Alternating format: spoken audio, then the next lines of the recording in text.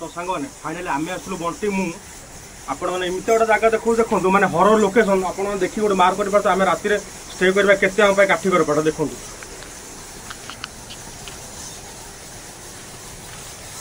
माने एटा पाखापाखि 800 वर्षर माने राजा जोटा कि नर तो फाइनाली बर्तमान जराजीर्ण अवस्था कौ टाइप मैंने जीवजंतु अच्छा आप मार्क करेंगे आम ये राति सारा स्टे करूँ जो 2 घंटा हो 4 घंटा आपने सामने सब देखिए ये कौन घटुच बहुत लोक कहवा कथा कि आक्टिविटी किसी थाए जो टाइप कि राति लोक डाकवा डरवा टाणी नहीं आउ कौटी पकईदेवा विभिन्न प्रकार आक्टिविटी घटे तो आप कंटिन्यू था फुल वीडियो देखिए मिस्टर संग्राम ओडिया ब्लॉग चैनल को सब्सक्राइब करूँ प्लस ता सहित फुल वीडियो देखो आप निहाती जाना पाइबे ठीक अच्छे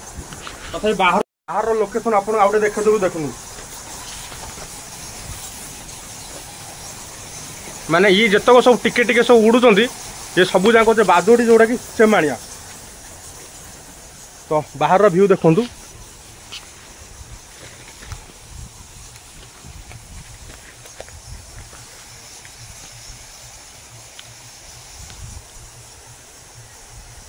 तो ये आज आम रात कैंप पकेबू।